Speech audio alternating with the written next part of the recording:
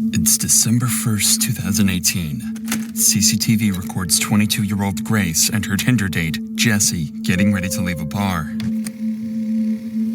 They had just met a few hours ago, but already they're about to head back to his place. From the outside, everything seemed to be going perfectly well. So well, in fact, that soon after they could be seen heading to a nearby hotel and up to Jesse's hotel room shortly after. Nobody could have expected that this was the last time Grace would ever be seen alive. The next day happened to be her birthday, and nobody was able to reach her all day, and the same was true even days after. It was like she disappeared off the face of the earth. Her friends and family quickly reported her missing, but to no avail. Meanwhile, Jesse was recorded on CCTV out and about, going up and down the elevator, carrying cleaning supplies, and what appeared to be a suitcase. A suitcase with contents that would shock everyone to the core. And what's even worse, the killer had another date lined up. And if the cops don't intervene and arrest him quickly, this girl, as well as countless others, could fall victim to this very same man.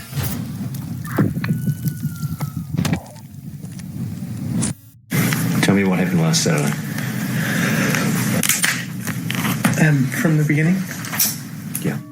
At 5:37 p.m. on December 1st, 2018, Grace, who just finished a backpacking journey from England to New Zealand, leaves her hostel to meet Jesse. Meanwhile, Jesse is having pre-date drinks at a local bar, downing several beers before the date begins. In fact, as he leaves the bar, you can still see at least 4 empty bottles sitting on the table. They meet in a popular spot where there's plenty of people, making Grace feel safe while she meets her date for the first time. But this will be a false sense of security, as Jesse has no plans to try anything untoward in public. He's going to wait until they're alone. Suspecting nothing, Grace accompanies Jesse to a bar where they drink together for over an hour before they head for a Mexican bar at 7:15 for more drinks, and yet another bar named Bluestone Room around 8:30 p.m. This will be where Jesse tries his luck and sees if he can get a little closer to Grace. At 8:54, they share their first kiss.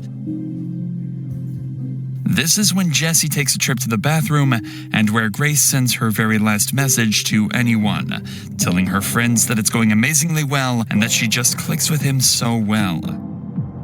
She's probably excited to spend the night with a man that she genuinely likes. She could have had no idea that instead, he was about to end her life in one of the most horrific ways possible. The next morning, Grace's phone starts to receive a ton of messages. It's her birthday, and there are plenty of friends who want to send her their best wishes. Each and every one of these messages goes unanswered. The first sign that something is wrong is at 8 a.m., when Jesse enters the very same elevator, this time on his own, throwing the camera a suspicious glance. If you think he's just getting the birthday girl a morning coffee, then think again. During that night, Jesse killed Grace by strangulation, and now he's going to try and do everything he can to cover up his crime, and he needs to do it quickly, because he's already got another potential victim lined up. By 8:07 a.m., Jesse is in town and about to start the most eerie shopping trip possible. He starts at the warehouse on Elliott Street, where he buys a suitcase that he plans to hide Grace's body in. He checks out the width and depth of the suitcase to make sure it'll fit her, so he can dispose of her body before anyone can catch him. Then, 25 minutes later, he makes his way to another store, where he buys a number of cleaning products that will be used to clean up the murder scene. Then he returns to his apartment for a number of hours, reappearing at 10:42 a.m. before he jumps in a taxi and Apex Car Rental where he rents a car. But it's what he does next that's truly shocking, and puts pressure on the cops to discover and solve his murder as quickly as possible.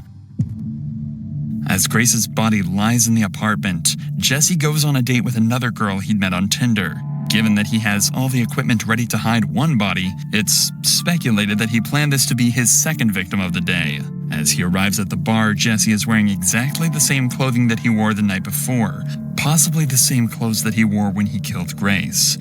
We are not sure whether Kempson was as pushy in his initial messages to this girl, but what we do know is that the conversation he struck up with her during the date not only brought up some major red flags, it downright terrified her. Allegedly, he wanted to talk to her about where to hide a dead body from the police.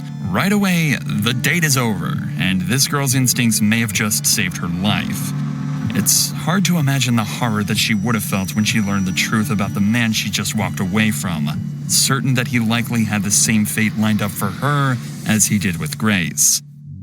At 8:56 p.m., we can see Jesse carrying a piece of equipment back to his apartment. More precisely, it's a carpet cleaner, and he's going to try and use that carpet cleaner to try and remove any trace of Grace's presence at his apartment. He's even got 2 bottles of cleaner in his hand, making sure he's got enough to get the job done. 30 minutes later, and we're greeted with the product of all his hard work. He's about to try and hide the body. He reappears in the elevator with a trolley carrying several luggage bags, one of which is the suitcase that he'd bought earlier that morning.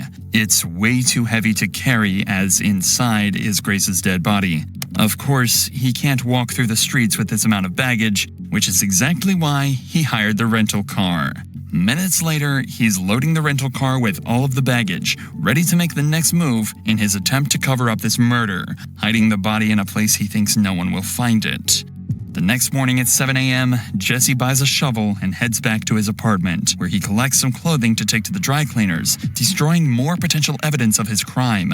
But he's not done there, as he stops off at a random trash can, tossing a large trash bag inside. Then Jesse takes his rental car for a deep clean, paying particular attention to the rear of the vehicle, where he had stashed the suitcase containing Grace's body. And with that, his work was done. For the next 2 days, Grace's family and friends go through turmoil. Nobody has heard from her, she hasn't posted on any social media, and she isn't answering either of her 2 phones. Her family report her missing to Auckland police on December 5th. Grace's father, David, even flies to Auckland and makes a heartfelt appeal for his daughter's safe return. Grace has been missing for 7 days, and as a family, we've been extremely concerned for her welfare. To anybody who's seen, spoken to, or come into contact with Grace, come forward and contact the investigation team. With so much media coverage at the time, Jessie likely saw her father's appeal, and yet the family's pleas went unanswered. But Auckland police are about to use various methods to track Grace's last movements and find their main suspect in her disappearance. They're able to find out she was on a date with a mystery man, and after poring over hours of surveillance footage, they find the last person she was with, and track him back to his apartment. At 3 p.m. on December 5th, the cops turn up at the City Life Hotel, but they almost miss their man, as he eyes them in the lobby when he approaches the front door. Jesse thinks if he casually strolls away, he won't be noticed, but these eagle-eyed cops don't miss a trick and quickly apprehend him before he can make an escape. At this point, the smartest thing for Jesse to do is to own up to his crime, maybe try to play it off as an accident, and face the consequences. But he's not going to do any such thing. In the interrogation room, he plans to lie his way out of this, but he's completely unaware the cops have already seen every move from the night of the murder and have about as much evidence as they could possibly ask for. At the start of the interview, he has no reason to lie, as he's just recalling the events before the murder. Tell us about Grace. So I was talking to Grace on Tinder. Yeah. We'd matched on Friday. I saw that we'd matched the next day on Saturday. And then we met at Sky City.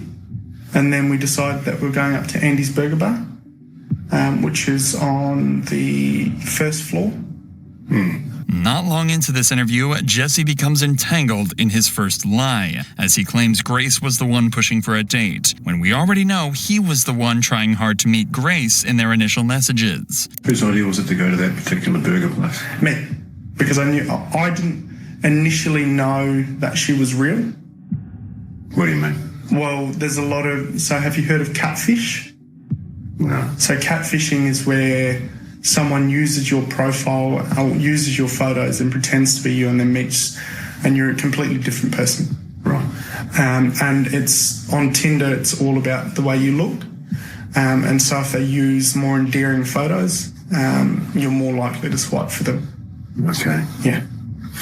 How does meeting in a public place sort of protect you from meeting someone who's not as good looking as... Or there's security there. So if she wasn't who she said she was, at least in my mind, I'd feel safe. When Jesse is confronted with evidence from surveillance cameras, he continues to lie, digging a hole for himself that he's going to struggle to escape from. No. I go down Victoria Street, straight down to the bottom, and then hang a left, and I head towards the viaduct. You go to the viaduct a bit? Yeah. Yeah. Yep. You've kind of walked in a bit of a funny direction if you were planning to go to the viaduct. Well, it's the direction I normally go. Yeah. It's I'm just sort of saying, like, if you were planning to go to the viaduct. I normally go down Queen Street and then cross at the bottom of Queen Street, go through the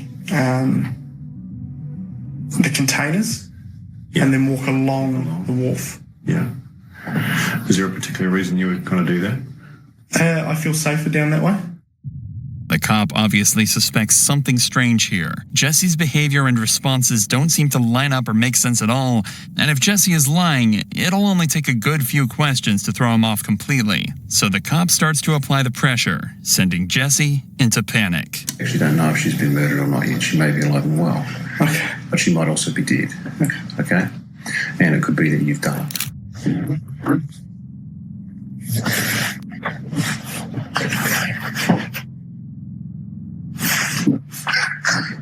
Hey, I just want to ask a question. Have I been arrested for something I didn't do? You haven't been arrested, mate. Oh. No. Holy.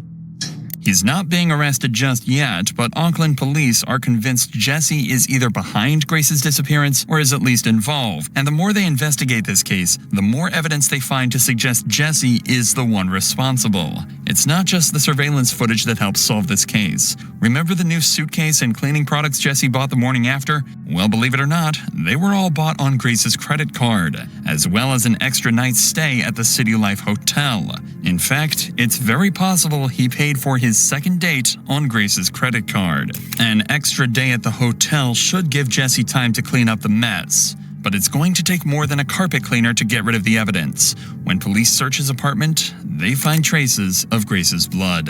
The credit card payments, the witness testimony, cell phone locations placing Grace and Jesse together, and the staggering detail found in the surveillance footage backed their suspect into a corner, and in his second interview on December 7th, they left Jesse no choice but to confess. A confession that would soon lead into one of the most interesting but troubling defenses ever used in court. Started talking to me about 50 Shades of Grey, which is a sex fantasy movie that's out. We started having sex. At first it was just normal.